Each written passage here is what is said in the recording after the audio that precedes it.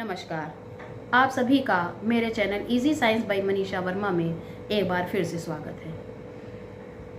हम लोग ये जानते हैं कि हमारी जो पृथ्वी है, हमारी जो प्रकृति है, इसमें जो पेड़ पौधे लगे हैं, पेड़ पौधे हैं, इनसे हमें जीवन प्राप्त है, क्योंकि इन्हीं से हमें ऑक्सीजन मिलती है। अगर ये नहीं हैं तो हम नहीं हैं।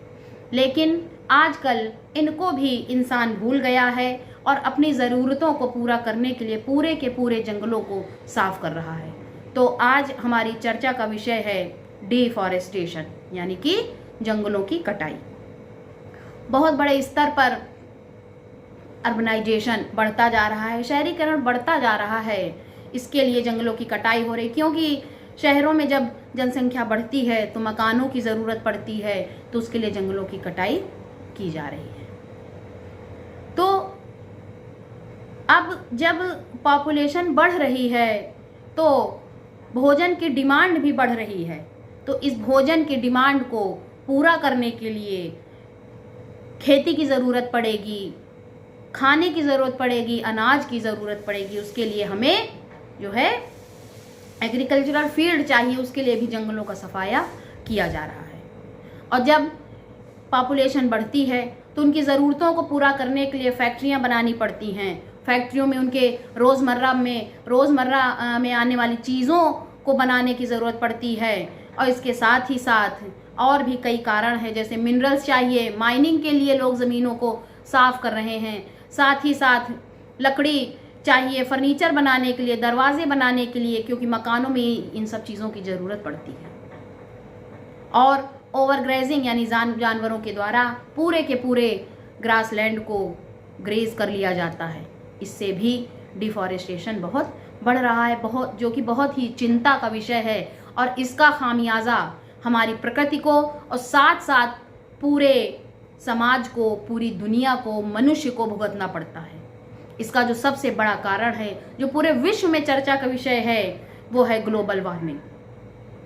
हम लोग अच्छे तरीके से जानते हैं कि फोटोसिंथेसिस की प्रक्रिया में प्लांट्स कार्बन डाइऑक्साइड को ले करके, जो कि बहुत ही पॉइजनस और हॉट गैस है, उसको लेते हैं और ऑक्सीजन को रिलीज करते हैं। लेकिन जब जंगल ही नहीं रहेंगे तो उस कार्बन डाइऑक्साइड को कौन लेगा? तो ये कार्बन डाइऑक्साइड के बढ़ने से जो पूरे विश्व का है वो टेम्परेचर इंक्रीज हो गया है। और जब टेम्परेचर इंक्रीज हो जाता है तो ये कार्बन डाइऑक्साइड क्या करती है कि जो सूर्य की किरणें पृथ्वी तक पहुंचती है, उनको ये ट्रैप कर लेता है। इससे और ज़्यादा टेम्परेचर बढ़ जाता है। और इसके कॉन्सिक्वेंसेस क्या हैं, इस सोच भी नहीं सकते हैं आप, कि जब टेम्परेचर बढ़ता है तो ग्लेशियर्स की जो बर्फ़ होती है वो पिघलने लगती है। पिघल करके वो बाढ़ का रूप ले लेती है, जिससे जो लो लाइंग एरियाज़ हैं, समुद्र के किनारे के एरियाज़ हैं, वो बाढ़ से प्रभावित हो जाते हैं, क्योंकि वाटर का लेवल नदियों में, समुद्र में बढ़ जाता है। बाढ़ की तबाही तक आ जाती है। जंगलों के कटने से एक अन्य कारण ये है कि सॉइल इरोजन हो जाता है। क्यों? क्योंकि जो जंगल हैं, उनके जो पेड़ हैं, वो जड़ों के द्वारा मिट्टी को बांध करके रखते हैं। टॉप सॉइल में ही प्लांट उगते हैं।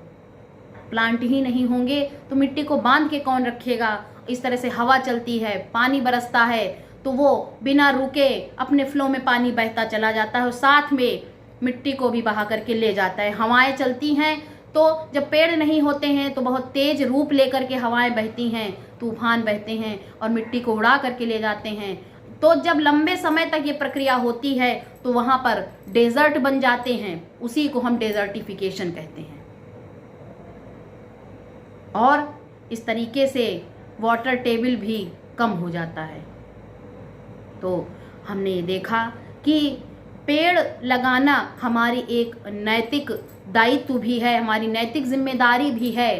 तो पहले ही कहा गया है कि अगर एक पेड़ कटता है तो हमें 10 पेड़ लगाने चाहिए। तो इसी आशा के साथ कि हम अपने व्यक्तिगत स्तर पर तो जागरूक होंगे ही और दूसरों को भी जागरूक करेंगे और अपनी पृथ्वी को हरा भरा बनाएंगे। इसी आशा के साथ अगर आपको मेरी वीडियो अच्छी लगी हो तो प्लीज़ लाइक, शेयर और सब्सक्राइब ज़रूर करें। Thanks for watching.